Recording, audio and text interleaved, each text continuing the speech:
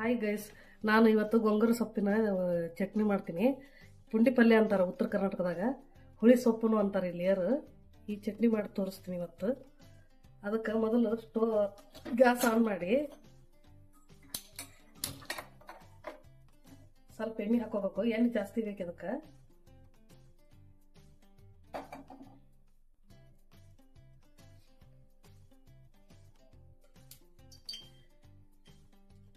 ಇವಾಗ ಎಣ್ಣೆ ಕಾದಿದೆ.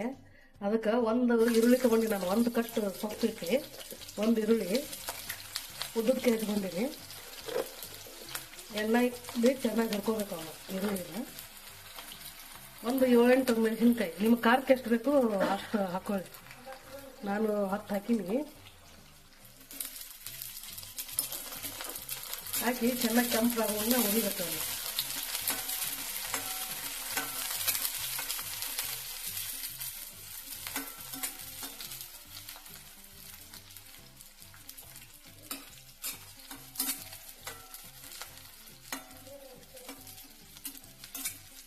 ಇದಕ್ಕೇನು ಪದಾರ್ಥಗಳು ಭಾಳ ಬೇಕಾಗಿಲ್ಲ, ಒಂದು 5-6 ಆದ್ರೆ ಆಯ್ತು.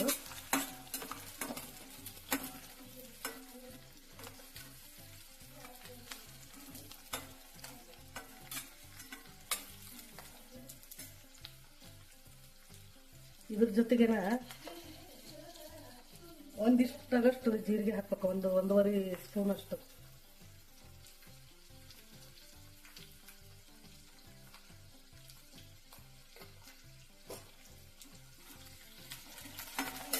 ಹಸಿ ವಾಸನೆ ಹೋಗ್ಬೇಕಲ್ಲ. ಇವಾಗ ಈ ಹುಳಿ ಸೊಪ್ಪು ಪುಂಡಿ ಪಲ್ಯ ಗೊಂಗೂರು ಸೊಪ್ಪು ಹಾಕೋಬೇಕು.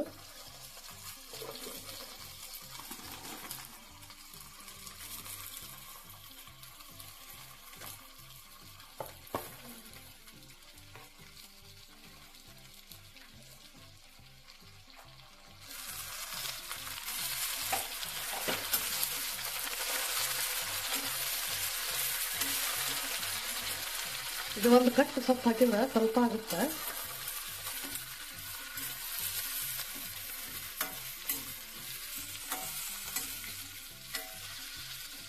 ಇದು ಅರ್ಧ ಬರೋ ತನಕ ಬೇಯಿಸ್ಬೇಕು ಎಣ್ಣೆಗ. ಒಂದು ಕಟ್ಟಿದ್ದು ಒಂದು ಅರ್ಧ ಕಟ್ಟು ಕಾಲು ಕಟ್ಟಿದ್ದು ಬರುತ್ತೆ. ಅದು ನೋಡಿ ಕಡಾಯಿ ತುಂಬಿಟ್ಟು ಇಷ್ಟೇ ಆಯ್ತು ಎಣ್ಣೆಲಿಟ್ರೆ.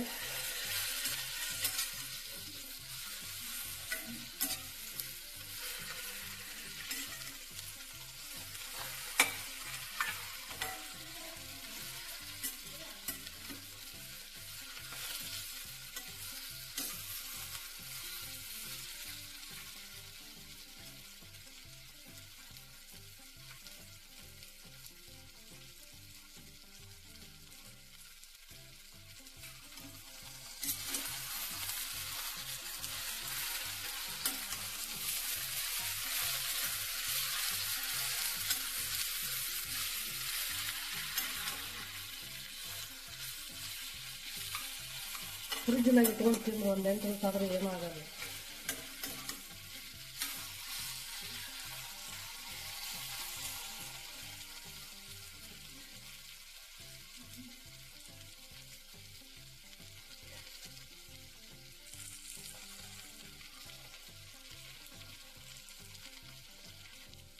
ಇದು ಬೇಯಿಸಿದ್ದಾಗಿದೆ. ಇವಾಗ ಇಷ್ಟ ಆಗಿದೆ ನೋಡಿ. ದೊಡ್ಡದೊಂದು ಕಟ್ ಸೊಪ್ಪಿದು. ಇದಕ್ಕೆ ಈಗ 2 ಗಡ್ಡೆ ಬೆಳ್ಳುಳ್ಳಿ ಹಾಕೊಂತ ಇದ್ದೀನಿ ನಾನು. ಅದನ್ನು ಬೇಯಿಸಬಾರ್ದು ಬೆಳ್ಳುಳ್ಳಿ. ಇದಕ್ಕೆ ಸ್ವಲ್ಪ ಹೊತ್ತು ತಣ್ಣಗಾಗಿ ಆಮೇಲೆ ಮಿಕ್ಸಿಗೆ ಮಾಡೋಣ.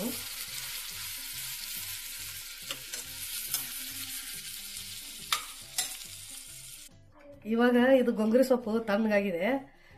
ಇದನ್ನ ಮಿಕ್ಸಿ ಮಾಡ್ಕೊಳ್ಳೋಣ.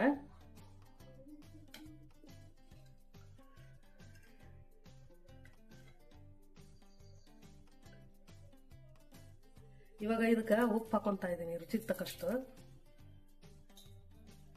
ಸ್ವಲ್ಪ ಅಂದ್ರೆ ಸ್ವಲ್ಪ ಕಡಲೆ ಬೀಜ ಹುರಿದು ಸಿಪ್ಪಿ ತೆಗೆದಿಲ್ಲ, ಅವನ್ನ ಹಾಕೊಂತ ಇದ್ದೀನಿ. ಹಾಕಿ ಮಿಕ್ಸಿ ಮಾಡ್ಕೋಬೇಕು.